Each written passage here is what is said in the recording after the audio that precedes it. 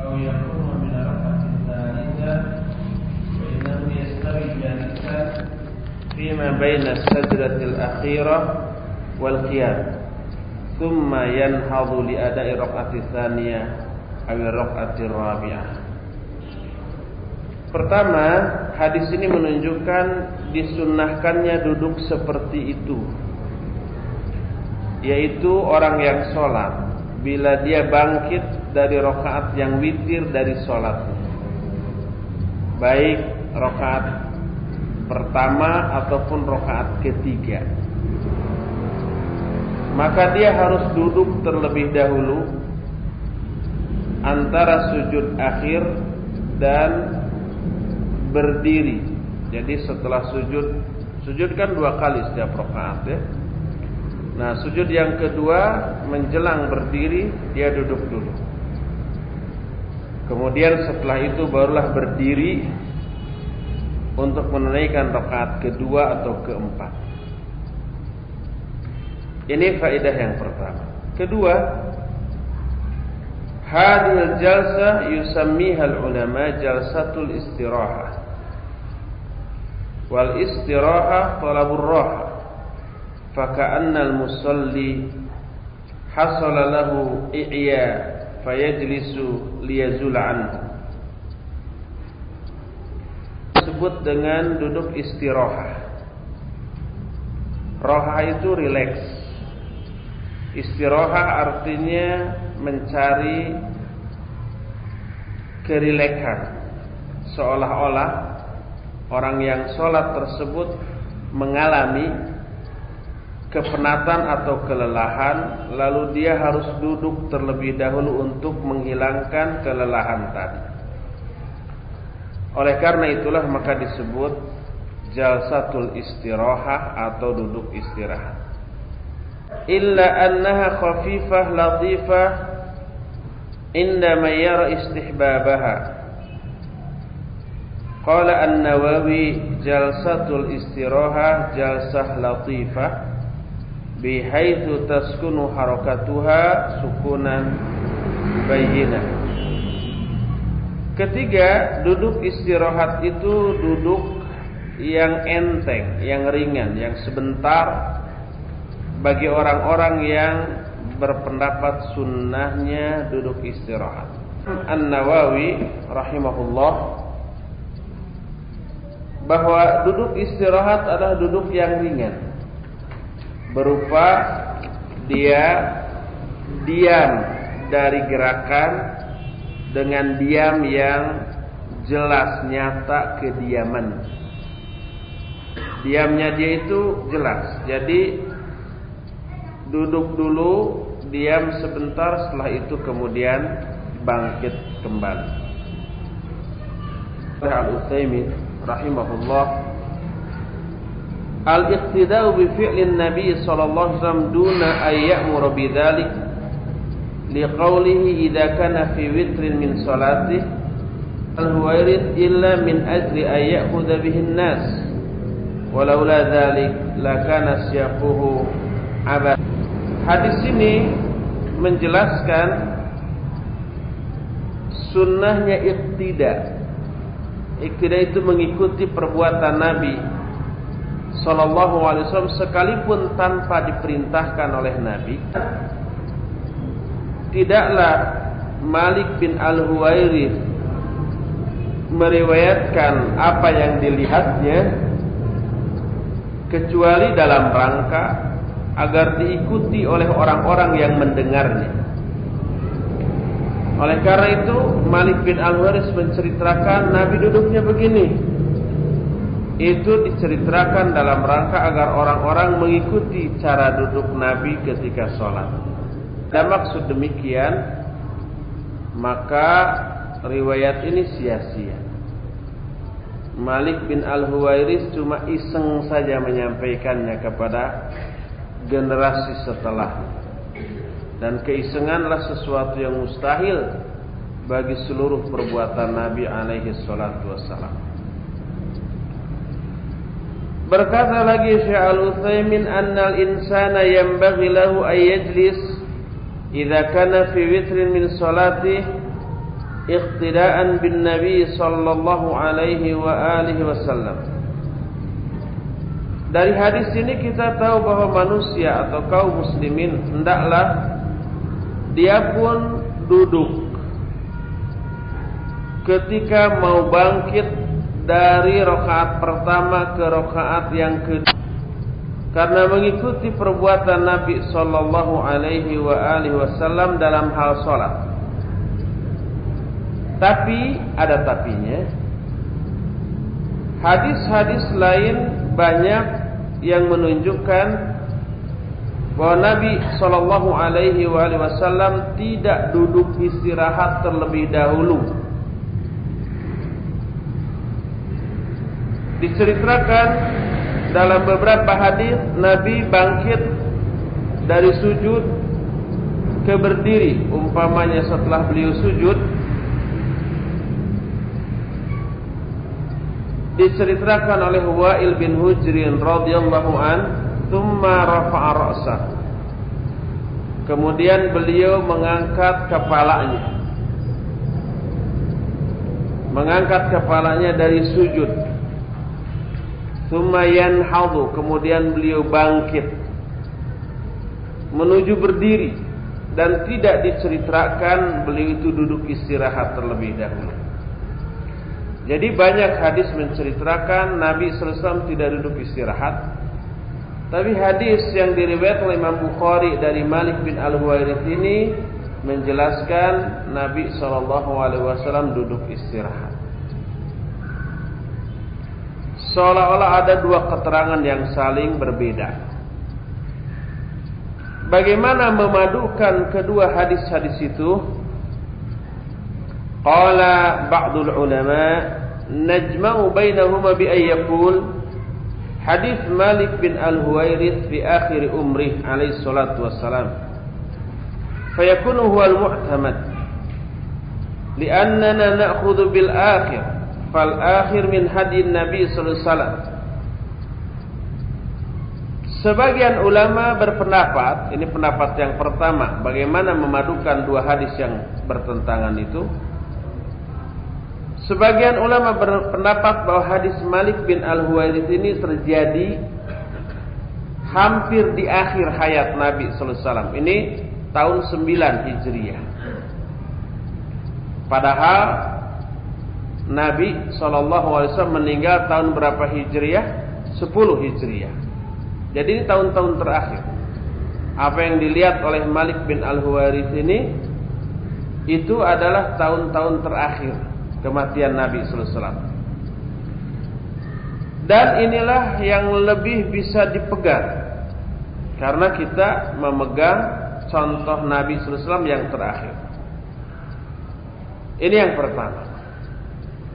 Wa qala ba'dhum, sebagian ulama lagi berpendapat innaha la tusannu mutlaqan li'anna aktsar ahadits ala adami dzikriha. Wa hadha huwal masyhur min madhhabil Hanabilah. Bahwa pendapat kedua menyatakan sama sekali tidak disunnahkan duduk istirahat secara mutlak. Karena kebanyakan hadis-hadis yang menjelaskan masalah ini tidak menyebutkan adanya duduk istirahat. Satu-satunya hadis yang menjelaskan duduk istirahat hanyalah hadis Malik bin Al-Huwairits ini. Dan inilah pendapat yang masyhur di kalangan madhab Hanabilah. Tapi sebagian Hanabilah merinci, idza kana al-insan la yastati'u an yanhadha ra'san min as-sujudi ila al-wuquf fayajlisu liyu'tiya jasadahu haddahu min ar-raha. Fajama'u bainal ahadits wa qalu inna hadha huwa adh-dhahir lianna Malik bin Al-Huwairits innama qadimal Madinah amal wufud ba'da an akhadha an-nabiy sallallahu alaihi wasallam laham wa li hadha lam ya'ti fi ay haditsin al-amru bi hadhihi al-jalsah innama hiya dakhilatun fil umum sallu kama ra'aytumuni usalli. Wa ala hadha faman ihtaja ilaiha likibarin aw maradin aw waj'in fi raqbataini aw ma ashbaha dhalik falyajlis wa man la fala. Sebagian ulama ada yang merinci apabila seorang manusia tidak mampu langsung berdiri dari sujud, baik karena gemuk umpamanya ataupun karena sudah rentak, sudah tua, atau karena ada keluhan di kedua lututnya, atau karena memang dia membutuhkan duduk istirahat karena capek umpamanya, sebelum sholat dia sudah shopping dulu, jalan-jalan dulu 2 jam, tidak duduk-duduk, pegel gitu, sehingga ketika sholat juga masih kerasa pegalnya dan dia butuh duduk istirahat. Silakan orang seperti itu duduk istirahat. Terlebih Malik bin Al-Huwairith datang ke Madinah pada Amul Wufud. Amul Wufud itu tahun ketika Rasul SAW menerima banyak delegasi dari negeri-negeri lain untuk menyatakan keislaman mereka. Termasuk diantaranya adalah Malik bin Al-Huwairith radhiyallahu anhu. Dan ketika itu Nabi SAW pun sudah menggemuk, badannya sudah gemuk, banyak lemaknya. Oleh karena itulah maka tidak ada satupun hadis yang memerintahkan untuk duduk istirahat. Tidak ada. Yang ada, Nabi melakukan itu di tahun-tahun terakhir dari kehidupannya. Berdasarkan hal ini, maka siapa orang yang memang butuh duduk istirahat di dalam sholatnya, baik karena sudah tua, atau karena sakit, atau umpamanya karena ada keluhan di kedua lututnya, atau karena alasan-alasan lain, maka silakan dia duduk. Tapi yang tidak memiliki keperluan untuk duduk, umpamanya tidak sakit, dia sehat, masih muda, tidak ada keluhan, maka janganlah dia duduk istirahat. Inilah rincian yang dikemukakan oleh sebagian ulama, dan apa yang dijelaskan barusan merupakan pendapat yang dipilih oleh Al-Imam Ibnul Qayyim Al-Jauziyah rahimahullah, dan juga dipilih oleh Syekh Muhammad bin Shalih Al-Utsaimin rahimahullahu ta'ala kitab Syarah Bulughul Maram ini. Tapi muncul soal atau masalah apabila seseorang menjadi imam, apa yang harus dia lakukan? Beliau menyatakan, idza kana al-insanu imaman fal amru ilaih in syaa'a jalasa wa in syaa'a lam yajlis. Kalau seseorang menjadi imam, maka terserah si imam itu. Kalau dia mau duduk, silakan duduk istirahat. Kalau tidak, langsung saja berdiri. Tapi mana yang lebih baik? Apakah imam disunahkan duduk istirahat, ataukah justru langsung berdiri? Maka ini harus dirinci. Rinciannya nanti dijelaskan. Kedua, apabila makmum, kita sebagai makmum, apakah kita harus duduk istirahat ataukah tidak? Maka semua ulama sepakat wajib bagi makmum mengikuti gerakan imam. Bila imam duduk, dia harus duduk. Bila imam tidak duduk, maka dia pun tidak boleh duduk. Berdasarkan keumuman hadis yang sahih riwayat Imam Al-Bukhari, Nabi sallallahu alaihi wasallam bersabda, "Innama ju'ilal imamu liyutamma bih." Hanyalah imam itu dijadikan untuk diikuti. Maka apabila imam duduk, hendaklah dia duduk. Si makmum juga duduk istirahat. Kalau imam tidak duduk, maka makmum pun janganlah duduk. Timbul pertanyaan, apakah mengikuti imam dalam hal tersebut hukumnya wajib atau istihbab, sunnah? Kalau wajib, berarti kalau imam duduk kita langsung berdiri, kita dosa ya. Atau imamnya langsung berdiri, kita duduk dulu, berarti kita dosa juga kan? Kalau wajib. Kalau sunnah maka tidak. Maka Syekhul Islam menjelaskan bahwa anna hadza ala sabilil istihbab, bahwa mengikuti imam tersebut hukumnya istihbab atau sunnah. Artinya apabila makmum berpendapat, dia sendiri secara pribadi berpendapat bahwa duduk istirahat itu hukumnya sunnah, atau menurut dia dalam keadaan kondisi dia seperti itu hukumnya sunnah, maka apabila imam tidak duduk langsung berdiri, maka yang lebih utama disebutkan fal afdal alla yajlisa idza kana al imamu la yajlis. Yang paling afdal adalah hendaklah dia ini tidak duduk apabila imam tidak duduk. Padahal si makmum itu berpendapat bahwa duduk istirahat itu sunnah, tetapi melihat imam tidak duduk, maka yang afdal dia juga tidak duduk.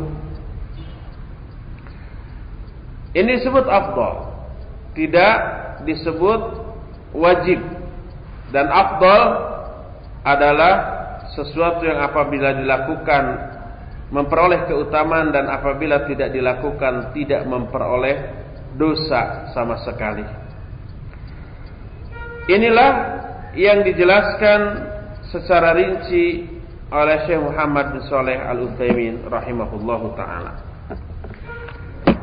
Kemudian muncul ikhtilaf di kalangan para ulama mazhab tentang hukum duduk istirahat. Imam Asy-Syafi'i rahimahullah dalam pendapatnya yang masyhur dari mazhabnya menyatakan bahwa duduk istirahat itu sunnah. Itu pendapat Imam Asy-Syafi'i. Sedangkan tiga imam yang lainnya, Imam Abu Hanifah, Imam Malik, dan Imam Ahmad menyatakan tidak sunnah duduk istirahat. Adapun dalil yang dipegang oleh Imam Asy-Syafi'i adalah hadis yang sedang kita bahas ini, yang diterima dari Malik bin Al-Huwairits dalam kitab Sahih Bukhari. Malik bin Al-Huwairits melihat Nabi sallallahu alaihi wasallam salat, dan apabila beliau berada pada rakaat yang ganjil dari salatnya, beliau tidaklah berdiri sebelum beliau duduk dengan lurus. Ini dalil yang dipegang oleh Imam Syafi'i. Adapun dalil yang dipegang oleh tiga imam yang lainnya, yang menyatakan bahwa tidak sunnah duduk istirahat, adalah hadis yang diterima dari Abu Hurairah radhiyallahu anhu. Anna Nabiyya sallallahu alaihi wasallam kana yanhadu ala suduri qadamaihi, bahwa Nabi sallallahu alaihi wasallam beliau bangkit ala suduri qadamaihi, langsung bertelekan kepada kedua kakinya dan tidak duduk terlebih dahulu. Berkata al-Imam At-Tirmidzi, wa alaihi al-amalu inda ahli ilm. Berdasarkan hadis inilah maka harus diamalkan menurut para ulama ahli ilmu. Berkata Abu Sunad, tilka sunnah, itulah sunnah. Sunnahnya tidak duduk dulu. Nu'man bin Abi Iyas menyatakan, adraktu ghaira wahidin min ashabin Nabi sallallahu alaihi wasallam la yajlis. Aku bertemu dengan lebih dari seorang sahabat, bertemu dengan beberapa orang sahabat di kalangan sahabat-sahabat Nabi sallallahu alaihi wasallam, dan mereka tidak duduk. Maksudnya tidak duduk istirahat. Itu amalan para sahabat.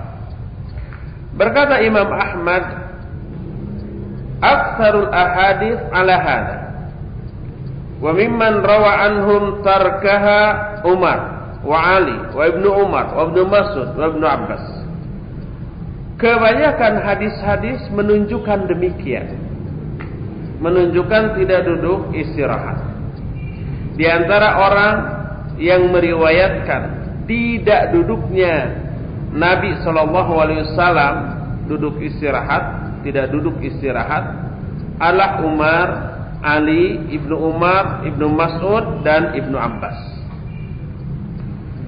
Berkata Al-Imam Ibnu Qayyim Al-Jauziyah rahimahullah, ikhtalafa al-fuqaha fi jalsatil istirahah. Hal hiya min sunanis shalah aw laysat minas sunan. Wa innama yaf'aluha may yahtaju ilaiha ala qaulain. Para ulama ikhtilaf tentang duduk istirahat. Apakah ini termasuk sunnah salat ataukah bukan? Ataukah hanya dilakukan oleh orang yang membutuhkannya saja? Tentang hal ini ada dua pendapat. Pertama, dalam dua hadis dari Abu Umamah dan Ibnu Ajlan.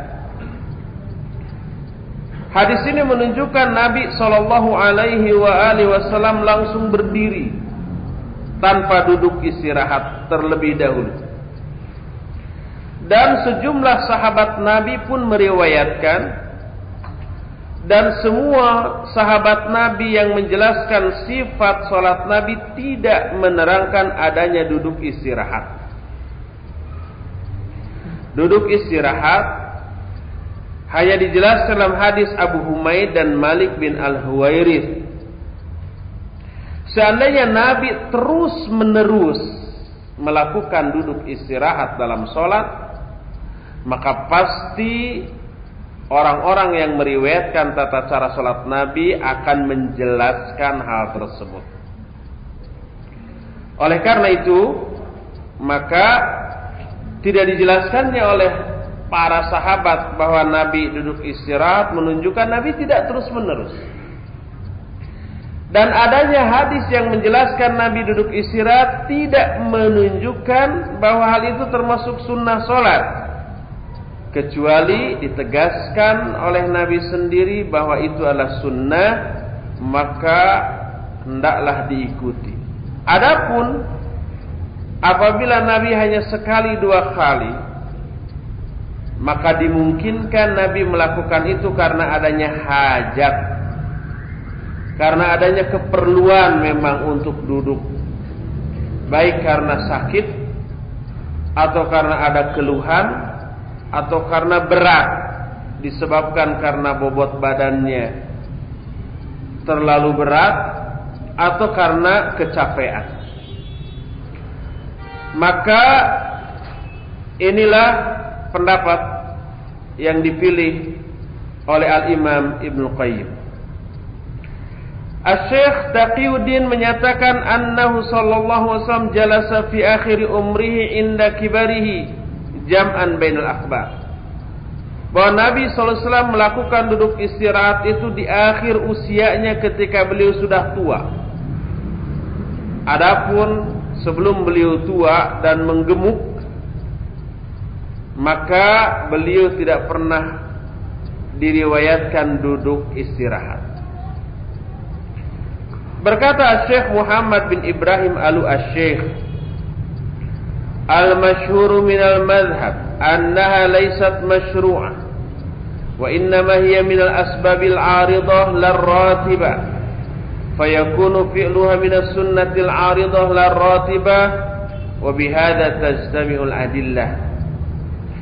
Kata Syekh Muhammad bin Ibrahim Al-Syekh, yang masyhur di kalangan para imam mazhab adalah bahwa duduk istirahat ini tidaklah disyariatkan. Hal itu ada karena sebab-sebab yang muncul, bukan karena rutinitas. Maka dilakukannya hal itu hanyalah sunnah aridah lar ratibah. Sunnah karena adanya penyebab, bukan hal yang dilakukan secara rutin. Dengan demikian, maka terpadukanlah semua dalil yang ada tentang masalah ini. Rahimahullah. As-sahul aqwal ats-tsalatsa fi jalsatil istiraha istihbabuha lil hajati ilaiha wa istihbabu tarkiha inda adamil hajah ilaiha. Pendapat yang paling benar di antara tiga pendapat tadi tentang duduk istirahat adalah duduk istirahat itu disunnahkan apabila ada hajah, ada keperluan, ada alasan. Dan disunnahkan untuk tidak dilakukan apabila tidak ada alasan. Alasannya disebutkan tadi. Mungkin gemuk, sehingga kalau dari sujud langsung ke berdiri berat. Atau mungkin sakit, atau mungkin kecapean, atau mungkin ada keluhan di kedua lututnya, atau pokoknya secara teknis berat untuk langsung berdiri dari sujud. Maka kalau itu teralami, artinya dia punya alasan untuk duduk istirahat, ada hajah, ada keperluan untuk duduk istirahat, maka disunnahkan bagi dia untuk duduk istirahat. Adapun kalau tidak memiliki uzur, tidak memiliki alasan, tidak memiliki keperluan, maka lebih utama atau disunnahkan bagi orang itu untuk tidak duduk istirahat. Berdasarkan hal itulah maka ketika Nabi SAW di akhir usianya, pada waktu beliau sudah tua dan gemuk, beliau memimpin sholat, kemudian setelah sujud beliau duduk istirahat. Para sahabat setelah sujud langsung berdiri, tidak duduk istirahat dulu. Sehingga gerakan sahabat mendahului gerakan Nabi SAW. Seusai sholat Nabi menegur, la tuqaddimuni bil qiyami wala bil qu'udi fa inni qad badantu.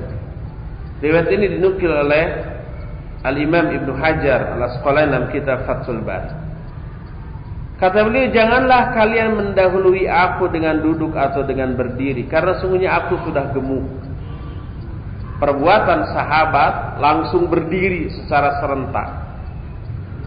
Padahal Nabi duduk menunjukkan kebiasaannya Nabi langsung berdiri. Biasanya. Hanya saat itu Nabi duduk dulu karena ada apa? Uzur, ada hajah, yaitu beliau sudah gemuk. Oleh karena itulah maka sebagian ulama menyatakan bahwa duduk istirahat hanyalah disyariatkan atau disunnahkan apabila ada hajah, ada keperluan. Tanpa adanya hajah atau keperluan, maka tidaklah disunnahkan untuk duduk istirahat. Ini pendapat yang pertama yang dijelaskan oleh Syekh Al-Bassam dalam kitab Tawdihul Ahkam Syarah Bulughul Maram. Timbul pertanyaan, hal qala ahadun biwujubi jalsatil istirahah? Adakah seorang saja ulama yang mewajibkan duduk istirahat di dalam sholat? Jawabnya, berkata Syekh Al-Utsaimin, haka ba'dhum al-ijma' ala annahu la qaila bidzalik. Diriwayatkan adanya ijma' di kalangan para ulama bahwa tidak ada seorang pun yang mewajibkan duduk istirahat. Tapi beliau menyatakan wadda'a ba'dul mutaakhirin al-mutasyaddidin fi ittiba'is sunnah anna dhalika wajib, yakni jalsatul istirahah. Wastadallu bi annahu jaa fi ba'd riwayat al-Bukhari lamma dzakara sajdata tsaniyah qala thumma irfa' hatta tastawi qa'idan. Lakin hadhihi riwayah asyara al-Bukhari rahimahullah nafsuhu ila annaha syadzah wa idza kanat syadzah fala umila 'alaiha. Tapi orang-orang yang disebut mutasyaddid di dalam mengikuti sunnah pada masa-masa akhir sekarang ini, ada yang menyatakan bahwa itu wajib. Beliau di sini tidak menyebut nama siapa yang dimaksud. Jadi ada orang yang disebut mutasyaddid fi ittiba'is sunnah. Mutasyaddid itu orang yang ketat, orang yang keras dalam mengikuti sunnah. Dia menyatakan bahwa duduk istirahat itu wajib. Mereka berdalil dengan beberapa riwayat Bukhari ketika menjelaskan sujud kedua. Setelah sujud kedua, tsumma rfa' hatta tastawi qa'idan, kemudian angkatlah kepalamu dari sujud sampai kamu duduk secara tegak. Ini setelah sujud kedua. Kalau setelah sujud kedua berarti mau bangkit gitu kan. Kan sujud ada dua kali. Yang pertama kemudian duduk, sujud lagi yang kedua gitu kan. Setelah sujud yang kedua kan bangkit. Nah setelah sujud yang kedua ini tsumma rfa' hatta tastawi qa'idan, kemudian bangkitlah kamu sampai kamu duduk secara tegak setelah sujud kedua ini. Ini ada beberapa riwayat dalam Sahih Bukhari, tapi riwayat-riwayat ini kata Syekh Al-Utsaimin oleh Imam Al-Bukhari itu sendiri diisyaratkan bahwa hadis ini syadz. Dan apabila hadis ini syadz, hadis ini tidak boleh diamalkan. Yang dimaksud syadz itu artinya nyeleneh dari keumuman atau hadis-hadis lain yang lebih sahih. Dan kalau syadz maka termasuk hadis dhaif. Sebab ada 5 kriteria suatu hadis dikatakan sahih.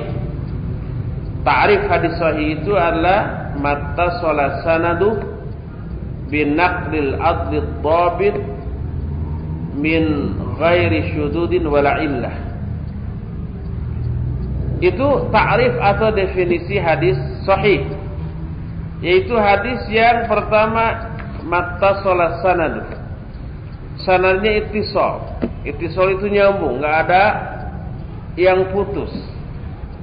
Baik putusnya di awal, di tengah, di akhir ataupun di pinggir, bukan di awal, di akhir, di tengah.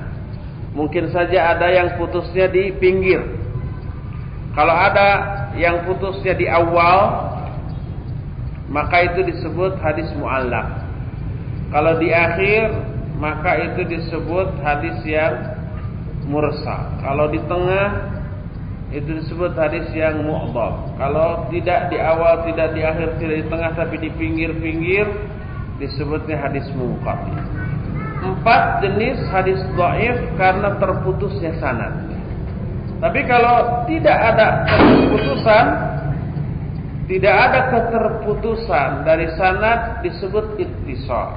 Ini syarat sahihnya suatu hadis. Yang pertama, sanadnya ittisal. Kedua, bin naqlil adli dhabit, dengan penukilan rawi yang adil dan dhabit. Kedua dan ketiga, rawinya adil. Kalau adil menyangkut kredibilitas dia, menyangkut akhlak, menyangkut akidah, menyangkut ibadah, menyangkut ketakwaan dan kesolehan si rawi. Yang ketiga, rawinya dhabit. Kalau dhabit menyangkut daya hafalnya, tidak pelupa, tidak umpamanya sering tertukar, enggak. Kuat daya hafalnya, daya ingatnya. Kemudian yang keempat min ghairi illah, dan yang kelima wala syudud.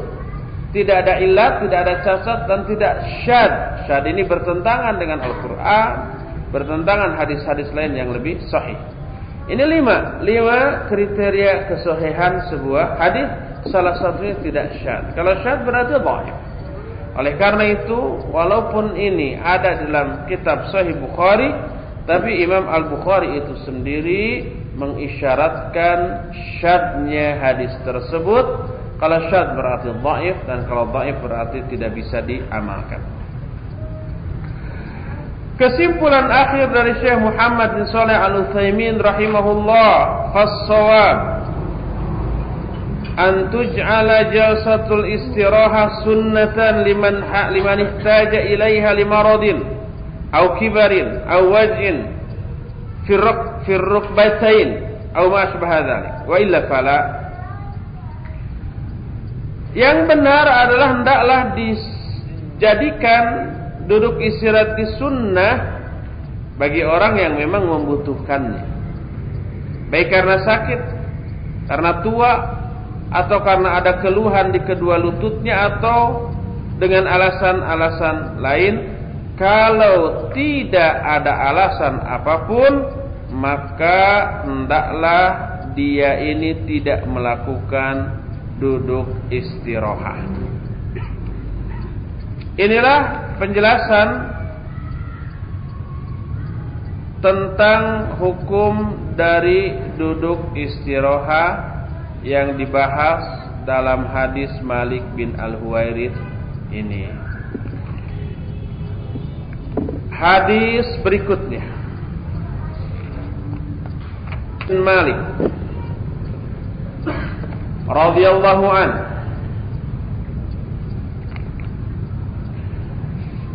Anas menyatakan anna nabiyya sallallahu alaihi wa alihi wasallam qanata syahran ba'da ruku' yad'u ala ahya'in minal arab thumma tarakahu, muttafaqun alaih. Kata Anas, sesungguhnya Nabi sallallahu alaihi wa alihi wasallam kunut 1 bulan penuh ba'da ruku, di setiap sholat, tidak hanya subuh, pokoknya sebulan penuh dalam setiap sholat. Setelah ruku terakhir, ruku rakaat terakhir, beliau kunut, dan beliau mendoakan kecelakaan kepada orang-orang yang masih hidup di kala 1 bulan penuh. Kemudian beliau meninggalkan hanya 1 bulan, setelah itu berhenti. Hadis ini muttafaqun alaih, diriwayatkan oleh Imam Bukhari juga oleh Imam Muslim. Dalam kitab Sahih Bukhari, hadis ini bisa kita temukan pada nomor 4089. Dalam Sahih Muslim bisa kita temukan pada nomor 677. Sedangkan dalam riwayat Ahmad dan Ad-Daruqutni ada tambahan, wa amma fi subhi falam yazul yaqnutu hatta faraqad dunya. Adapun pada waktu salat subuh, beliau selalu kunut sampai beliau berpisah dari dunia ini. Hadis yang diriwayatkan oleh Imam Ahmad ini terdapat dalam kitab Musnad Ahmad, juz yang ketiga halaman 162. Juga diriwayatkan oleh Imam Ad-Daruqutni dalam Sunan Ad-Daruqutni juz yang kedua halaman 339. Juga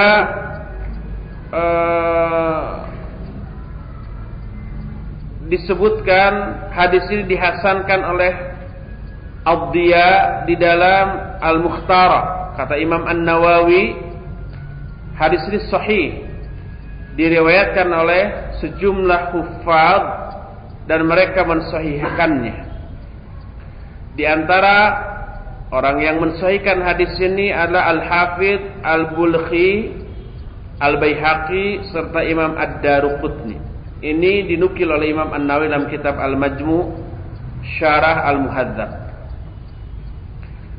Akan tetapi ulama-ulama yang mensahihkan hadis tadi seperti Imam An-Nawawi, seperti Ad-Diya, seperti Al-Baihaqi dan Ad-Daruqutni dikenal sebagai orang-orang yang mutasahil dalam mensahihkan hadis. Mutasahil itu terlalu gampang, tidak ketat. Ketika diperiksa lagi oleh ulama-ulama yang lebih ketat dalam memeriksa hadis, ternyata dijelaskan tentang kedhaifan hadis tersebut.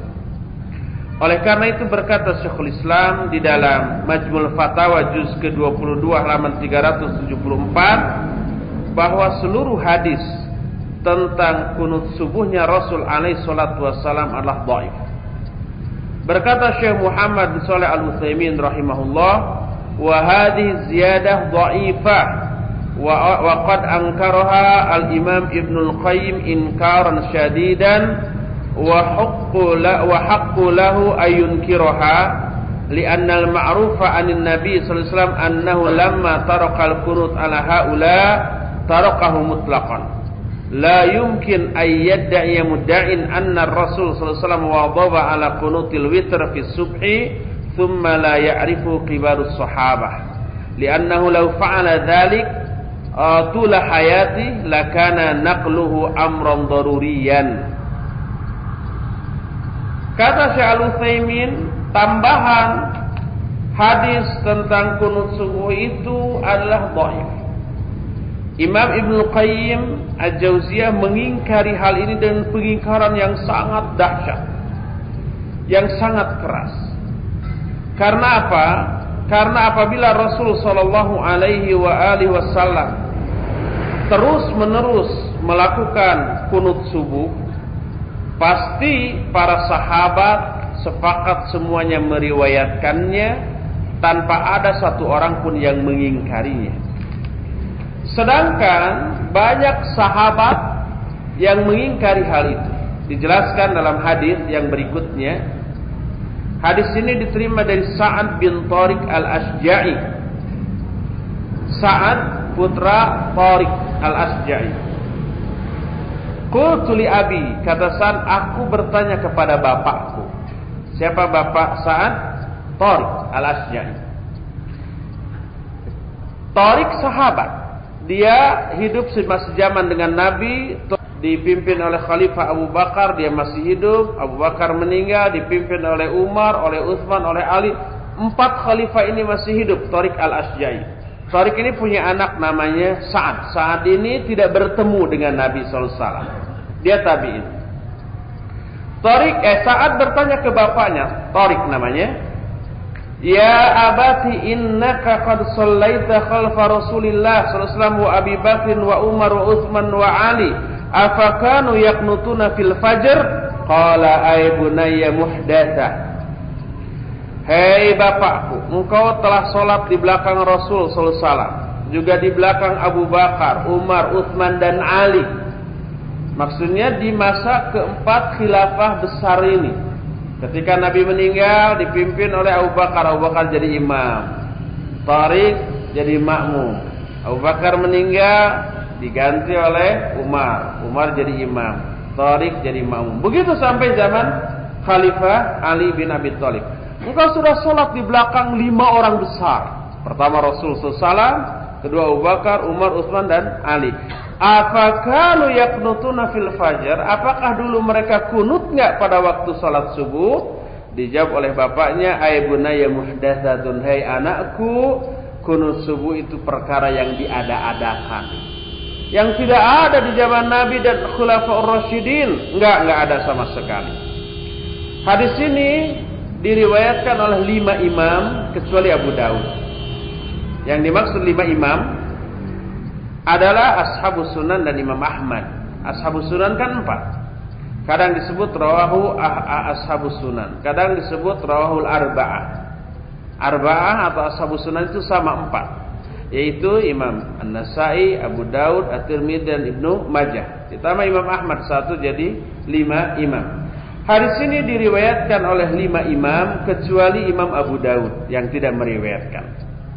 Hadis ini di dalam Sunan At-Tirmidzi bisa kita temukan pada hadis nomor 402. Lalu Imam At-Tirmidzi menyatakan hadis ini hasan sahih.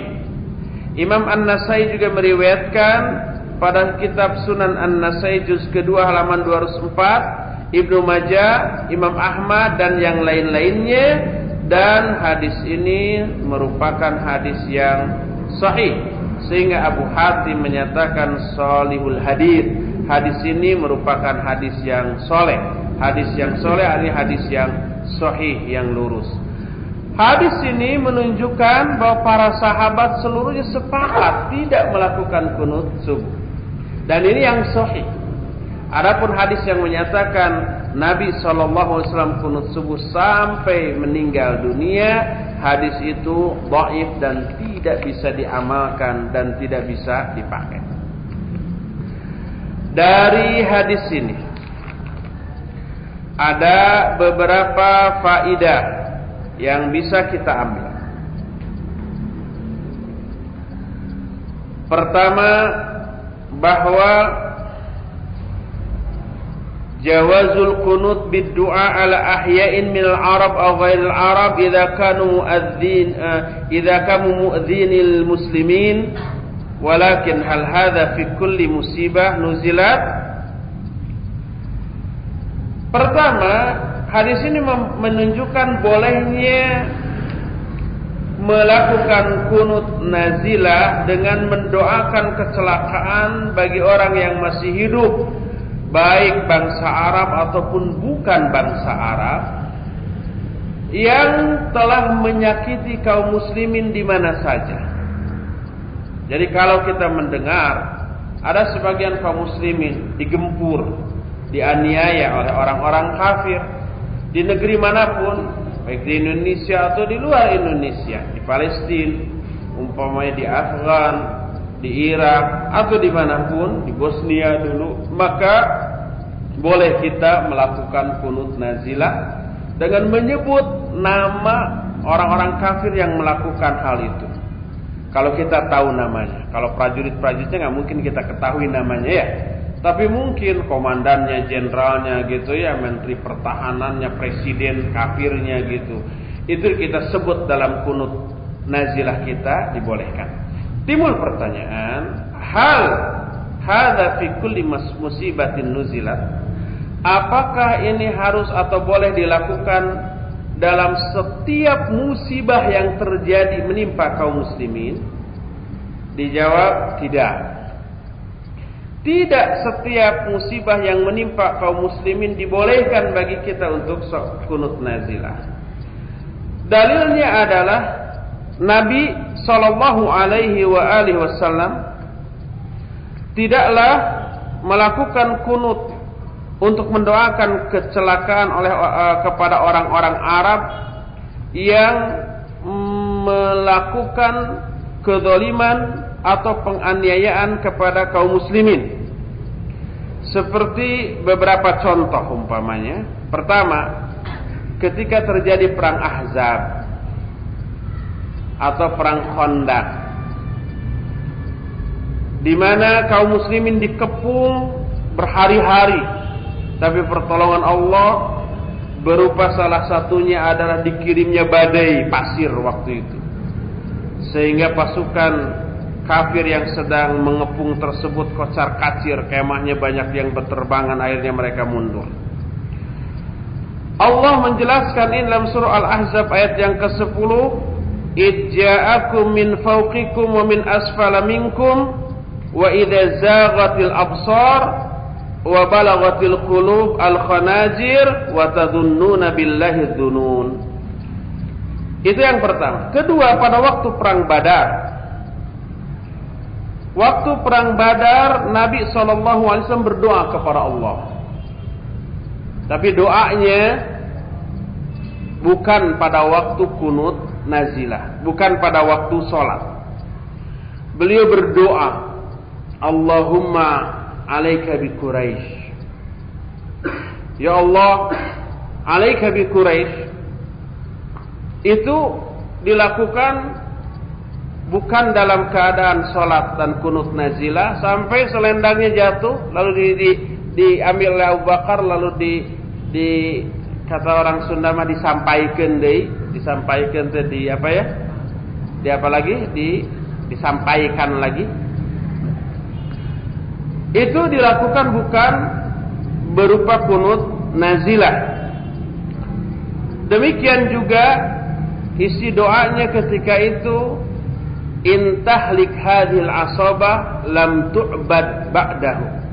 Ya Allah, kalau kelompok kecil sekarang ini hancur binasa kalah dalam perang Badar sekarang ini, maka engkau tidak akan pernah lagi disembah selama-lamanya. Itu dilakukan bukan dalam bentuk kunut nazilah, akan tetapi dalam doa di luar sholat. Walhasil, kalau ada musibah yang menimpa kaum muslimin, tidak harus selalu kita doakan dalam kunut nazilah, tapi boleh juga kita doakan di luar sholat tanpa melakukan secara khusus terhadap kunut nazilah yang sedang kita bahas ini. Nah, masalah baik kunut subuh dan kunut nazilah ini baru sepintas kita bahas. Nanti akan kita perdalam pada hari Sabtu yang akan datang, karena sekarang ini waktunya sudah habis. Sedangkan penjelasan tentang masalah ini belum tuntas, belum selesai. Kita cukupkan dulu sore hari ini sampai di sini, dan sesi berikutnya kita isi dengan tanya jawab, menghabiskan waktu yang kita miliki sekarang. Alhamdulillah. Bila mana ana sudah menasihati secara maksimal kepada saudara kandung agar kembali ke jalan Allah Subhanahu wa taala dan Rasul, ternyata mereka tetap membandel, bermaksiat terhadap saudara seperti ini, sesuai syar'i, bolehkah ana membiarkannya? Tidak. Yang dimaksud maksimal itu selalu memberikan teguran yang bagus setiap kali orang itu melakukan penyimpangan itu. 10 kali nggak nurut, mungkin 20 kali. Nggak nurut juga mungkin 30 kali. Nggak nurut juga mungkin 100 kali. Terus seumur hidup kita, selama kita melihat dia melakukan penyimpangan itu, selama itu kita harus tetap memberikan teguran yang bagus, yang baik kepada dia. Jadi jangan putus asa, saya sudah melakukan kewajiban tapi dia tetap ngeyel. Tapi dia terus melakukan itu depan dia tanpa ada teguran, maka salah tetap. Jadi tegur saja sebaik mungkin. Akhir-akhir ini saya sering lupa dengan jumlah rakaat dalam sholat yang anak kerjakan. Anak khawatir tidak diterimanya sholat yang anak kerjakan. Mungkin ngelamun. Ketika sholat mungkin mengingat-ingat barang hilang, menyusun program kerja, atau mengevaluasi kegiatan yang lalu. Dan itu termasuk was-was dari syaitan. Jadi apabila azan dikumandangkan,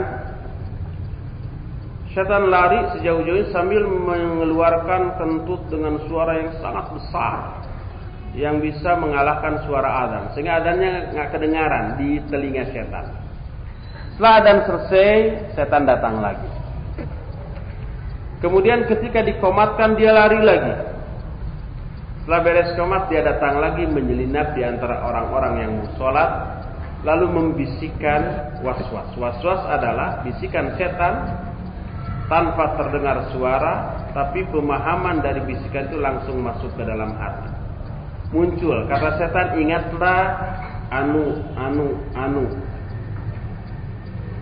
Sehingga perkara yang tidak diingat sebelum sholat, di dalam sholat jadi ingat. Dompet hilang sebelum sholat, dicari kemana-mana nggak ada, pas sholat ketemu, oh ini di anu. Sehingga akhirnya dia tidak tahu lagi berapa rakaat sholat yang sudah dia lakukan. Jadi hal itu disebabkan karena sholatnya tidak khusyuk, melamun. Oleh karena itu caranya adalah coba fokus kepada penghayatan terhadap bacaan yang kita baca dalam sholat. Jadi harus sinergi antara mulut, pikiran, dan hati. Mulut mengucapkan Bismillahirrahmanirrahim, hati pikiran menghayati dengan menyebut nama Allah yang Maha Pengasih lagi Maha Penyayang. Begitu seterusnya, sehingga kalau hati dan pikiran selalu fokus kepada bacaan, hati dan pikiran nggak ada waktu untuk mengingat yang lain-lain. Begitu kita ingat yang lain, cepat konsentrasikan lagi kepada bacaan. Begitu kita ingat perkara lain, cepat kembalikan lagi. Begitu dan begitu seterusnya.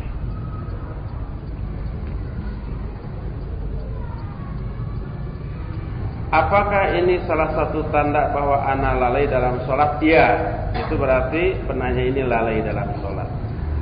Apakah boleh membaca ayat yang sama dalam rakaat selanjutnya, rakaat yang kedua dan dalam satu waktu?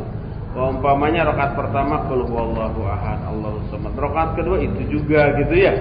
Boleh gitu. Boleh juga. Enggak disalahkan dan tidak membatalkan juga tidak mengurangi gitu ya, dibolehkan. Cuma itu menunjukkan cuma itu hafalannya kali ya. Hafalkan lagi surat lain.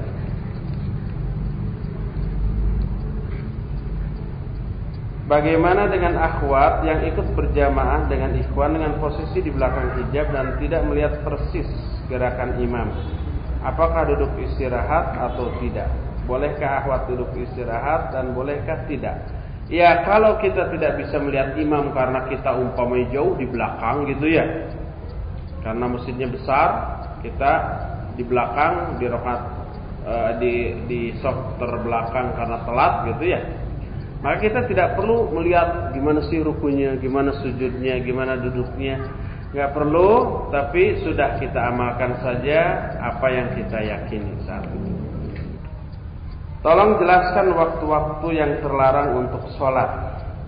Ba'da subuh sampai matahari terbit. Setelah terbit barulah sholat. Bisa sholat isyraq ya, bisa sholat duha gitu kalau sudah terbit. Kedua, pas matahari tengah-tengah menjelang zuhur. Ketiga ba'da asar sampai matahari terbenam. Bagaimana hukum mengangkat tangan dalam berdoa pada setiap situasi?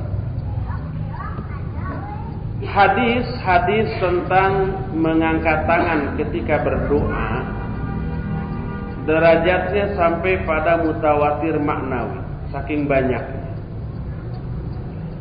Dan Al-Imam Ibnu Qayyim Al-Jauziyah rahimahullah menyatakan mengangkat tangan ketika berdoa termasuk salah satu faktor pendukung diijabahnya doa. Berdasarkan sebuah hadis kata Nabi sallallahu alaihi wasallam, Allah berfirman bahwa Allah merasa malu bila seorang hamba berdoa dengan mengangkat kedua tangannya lalu doa itu ditolak oleh Allah. Allah malu. Jadi kalau mengangkat tangan ketika berdoa itu termasuk salah satu faktor diijabahnya doa. Oleh karena itu hukum asal mengangkat kedua tangan ketika berdoa adalah sunnah. Karena mutawatirnya hadis tentang masalah itu. Kecuali pada momen-momen di mana Rasul SAW tidak pernah melakukan mengangkat tangan dalam berdoa pada momen itu. Di antara momen-momen tersebut pertama ketika khutbah Jumat. Imam berdoa di akhir khutbah kedua.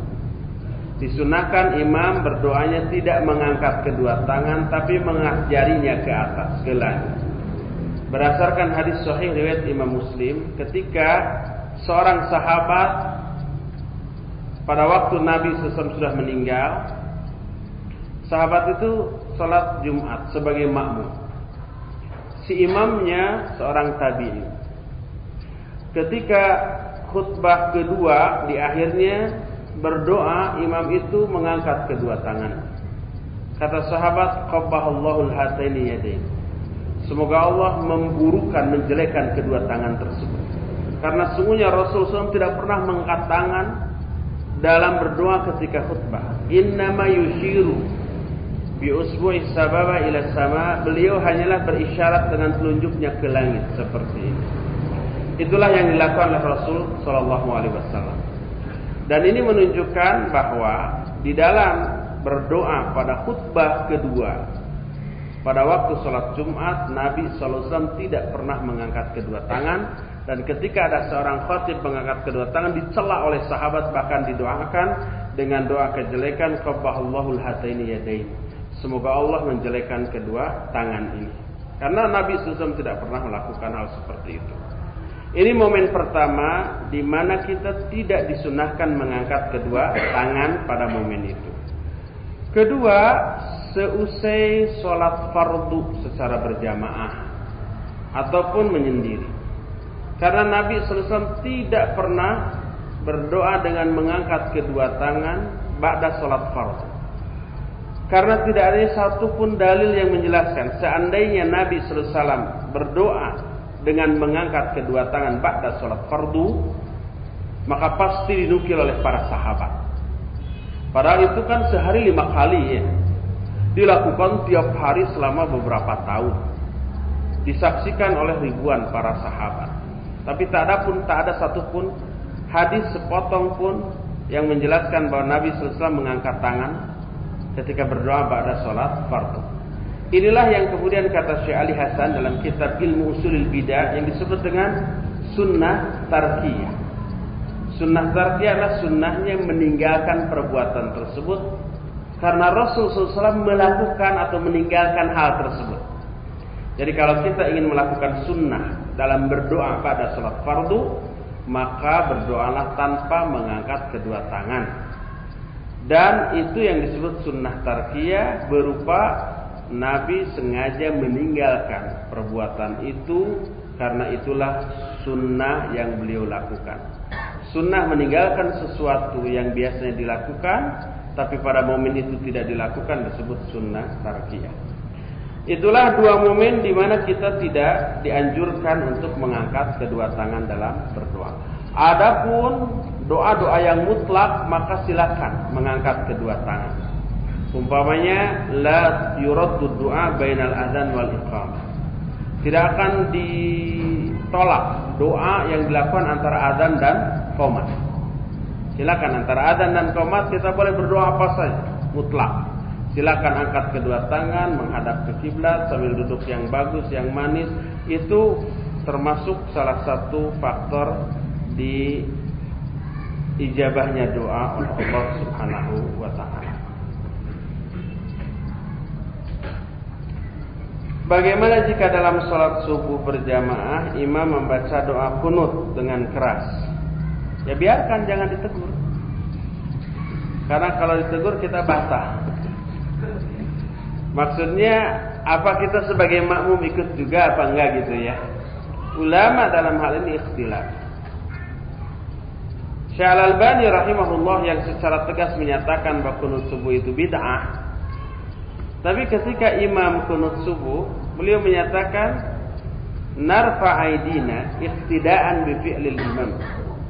Kita juga mengangkat kedua tangan kita karena mengikuti perbuatan imam biduni ta'mini du'ail imam, tanpa ikut mengaminkan doa imam. Jadi ikut angkat tangan saja karena imam begitu berdasarkan keumuman hadis innama ju'ilal imamu liyutamma bih. Hanyalah imam itu dijadikan untuk diikuti. Berdasarkan hal itu beliau menyatakan kita juga angkat tangan tapi tidak mengaminkan.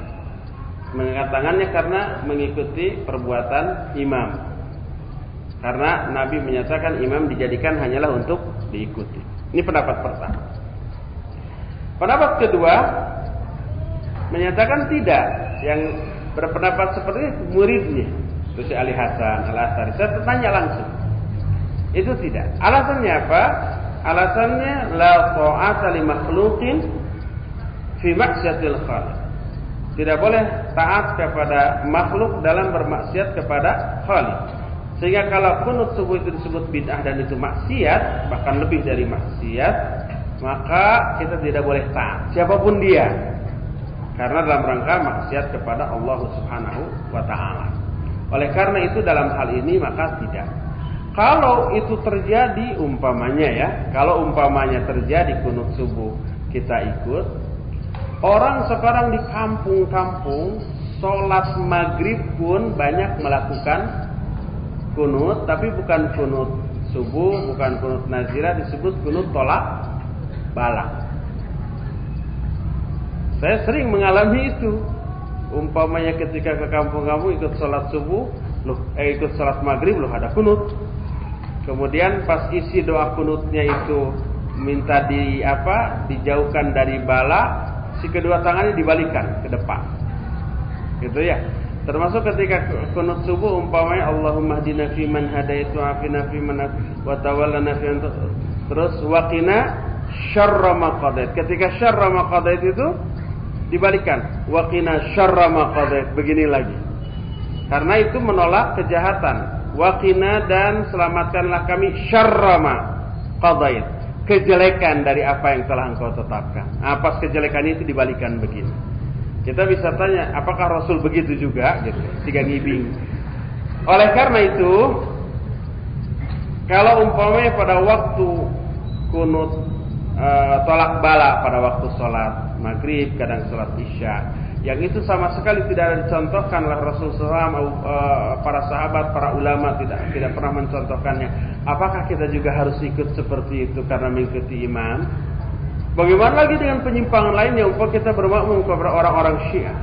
Ketika duduk, ketika tasyahud mereka memukul-mukulkan ininya tangannya ke pahanya ketika duduk dan seterusnya. Bagaimana juga kalau umpamanya kita bermakmum kepada Malikiyah yang ketika Allahu Akbar itu tidak sedekap, tapi sebelum membaca Al-Fatihah itu mereka selama berdiri itu tidak sedekap tetapi ke bawah, ngarumbai kedua tangannya itu ke bawah. Apa harus kita ikut juga? Berdasarkan hal itulah maka selama itu kita yakini sebagai sebuah penyimpangan, berarti itu sebuah kemaksiatan kepada Allah dan sebuah kemaksiatan tidak boleh ditaati. Walhasil ini mahalul khilaf. Masalah yang diikhtilafkan oleh para ulama, kita tidak boleh bertengkar dalam masalah ini. Oleh karena itu para ustadz sendiri, para duat sendiri, ketika daurah, terus sholatnya itu ikut ke masjid masyarakat. Dan tentu saja yang menjadi imam adalah imam tetap di masjid tersebut. Ketika sholat subuh imamnya kunut, sebagian duat ada yang mengangkat tangan, sebagian lagi tidak. Termasuk para masyayikh yang mengisi di daurah itu, sebagian ada yang mengangkat tangan dan sebagian lagi tidak. Dan kita tidak ribut dengan semua itu karena tahu dalil dan fatwa-fatwanya dari para ulama. Wallahu a'lam.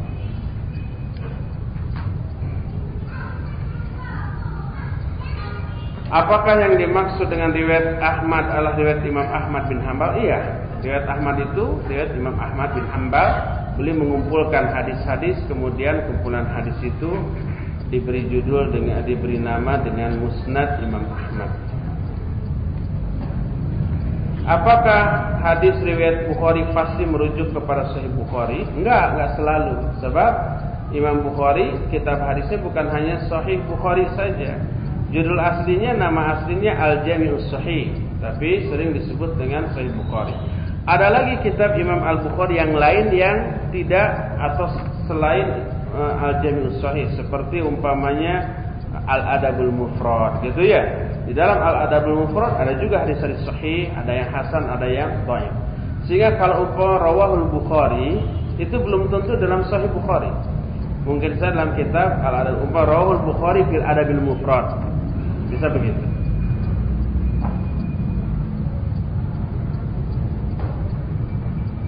Apakah dalam periwayatan hadis dijelaskan pula tentang tahun diterimanya hadis ataupun keadaan hadis saat diterima sahabat? Apakah dalam Sahih Bukhari, Sahih Muslim, Musnad Imam Ahmad dan lain-lain kita mendapatkan penjelasan tersebut? Tidak, dalam meriwayatkannya tidak disebutkan tahun berapa, terus bagaimana keadaannya, tidak. Cuma itu bisa diusut. Umpamanya hadis ini diriwayatkan oleh Imam Ahmad. Imam Ahmad dari siapa nerima ini? Dari A dari siapa? Dari B dari siapa? Dari C dari siapa? Dari Ibnu Umar dari Nabi sallallahu alaihi wasallam. Nah, kita bisa telaah si A, si B, si C ini itu hidup pada zaman kapan, kemudian saling bertemu enggak antara A dengan B, B dengan C, dan kalau bertemu hubungannya guru dengan murid atau bukan, atau hanya pasarandok di jalan gitu ya. Pasarandok itu artinya bersarandok di tengah jalan. berpapasan di tengah jalan. Apakah guru dengan murid atau hanya sepintas gitu? Itu bisa diketahui gitu ya. Kemudian sifat-sifatnya, karakteristiknya, apakah bisa dipercaya nggak, hafalannya bagaimana, itu bisa kita usut. Nah, mengusut hal itu bukan dalam kitab Sahih Bukhari-nya, Sahih Muslim-nya, Musnad Imam Ahmad-nya, bukan. Tapi ada kitab-kitab lain yang memuat biografi dari para perawi atau para ahli hadis. Seperti umpamanya kitab Al-Isabah fi Tamyiz Sahabah, kitab umpamanya yang disusun oleh Imam Az-Zahabi yang berjudul Syiaru A'lamin Nubala, atau umpamanya kitab Mizanul I'tidal, kitab Lisanul Mizan. Itu adalah kitab-kitab yang memuat biografi para perawi, tahun lahirnya, tahun matinya, bagaimana kematiannya, pujian atau komentar para ulama tentang rawi ini, semuanya dimuat. Sehingga kita bisa mengetahui apakah orang ini bisa dipercaya atau tidak, bisa diterima hadisnya atau tidak, bisa diketahui. Tapi diketahui bukan dalam kitab Sahih Bukhari, Sahih Muslim, Sahih Musnad Imam Ahmad, Sunan Abu Daud, bukan. Tapi dalam kitab-kitab lain yang menjelaskan tentang biografi para perawi.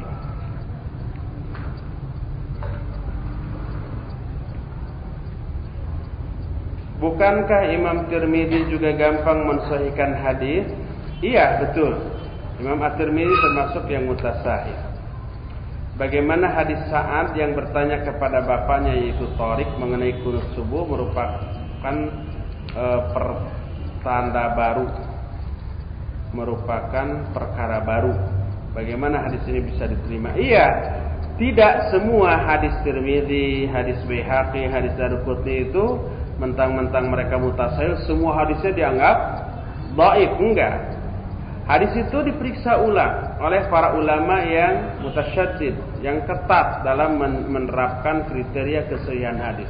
Setelah diteliti ulang, dimurajaah ulang, betul ini sahih sebagaimana yang mereka katakan. Jadi yang mensahihkan ini bukan hanya mereka, tapi dukungan para ulama yang telah meneliti ulang kesahihan hadis tersebut. Terakhir,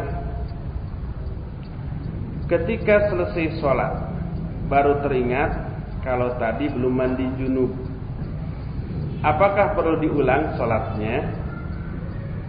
Ya, seseorang berjunub umpamanya ya, ba'da sholat subuh dia junub. Nah, nanti ajalah mandinya pada waktu mau sholat zuhur gitu ya. Belum waktu sholat zuhur kedengar adzan, lupa, langsung wudu, langsung sholat. Kalau dia ingatnya setelah sholatnya selesai, setelah salam, maka sholatnya sah dan tidak perlu diulang lagi. Ini didasarkan kepada banyak hadis. Di antaranya, sebuah hadis ketika Nabi alaihi salatu wasalam sholat dengan para sahabatnya dengan mengenakan sendal. Di tengah sholatnya beliau melepas kedua sendalnya dan disimpan di sebelah kirinya. Melihat itu para sahabat ikut-ikut buka sendalnya dan disimpan di sebelah kiri. Selesai sholat Nabi menegur, kenapa kalian buka sendal-sendal kalian? Kata para sahabat, kami lihat engkau membuka sendal, kami juga buka. Oh, kata Nabi, tadi datang Jibril kepadaku di tengah sholat bahwa di dalam sendalku ada najis. Maka aku lepas dan aku lanjutkan. Kemudian selesai sholat. Ini menunjukkan setengah sholat Nabi. Nabi sholat dengan memakai sendal yang bernajis. Tapi Nabi tidak tahu. Tapi Nabi tidak mengulang lagi dari awal. Menunjukkan selama Nabi pakai sendal yang bernajis itu sholatnya sah. Hal itu disebabkan walaupun ada najis, tapi karena tidak tahu, maka dianggap sah dan tidak mengulang lagi. Oleh karena itu, apabila ada salah satu syarat sahnya sholat, salah satu syarat sahnya sholat itu suci dari najis, suci dari hadas. Salah satu syarat sahnya sholat kan ada 9 pernah kita bahas. Tidak bisa terpenuhi baik karena tidak tahu, karena lupa, atau karena tidak mampu, maka sholatnya sah dan tidak perlu diulang lagi. Oleh karena itu, sholatnya tadi kalau umpah kita lupa tidak mandi junub, setelah selesai baru ingat, maka sholatnya sah dan tidak perlu diulang lagi. Ini salah satu dalil. Dalil lainnya banyak tentang masalah itu. Tapi kalau ingatnya di tengah-tengah sholat, umpah baru rakaat ketiga nih, menjelang rakaat keempat, baru ingat, saya belum mandi junub, maka batal. Harus diulang. Sejak awal dia harus mandi, kemudian diulang karena sholatnya batal dari awal. Ana safar ke Jakarta jam 4 pagi. Ana sholat subuh di mobil, dan ternyata mobil singgah di tempat istirahat pada jam 5. Apakah ana dianjurkan mengulangi sholat subuh ana? Enggak. Kalau sudah dilakukan dalam keadaan bagaimanapun, maka tidak perlu lagi mengulang sholat tersebut. Ya, sampai di sini saja pengajian kita ini. Insyaallah besok pagi seperti biasa di Masjid Al-Furqan. Oh ya, diumumkan besok pagi itu karena saya harus ngisi di Roja ba'da zuhur jam 1 gitu ya. Sehingga berangkat dari Bandung itu harus sekitar setengah 10 atau jam 10. Maka antum usahakan on time ya, jam 8 kita mulai. Pokoknya berapa orang pun yang datang jam 8 kita akan mulai. Kira-kira jam 9 lebih itu sudah selesai. Siapa yang terlambat dia yang rugi sendiri. Kecuali kalau saya yang terlambat ya apa. Subhanakallahumma bihamdik asyhadu an la ilaha illa anta astaghfiruka wa atubu ilaik.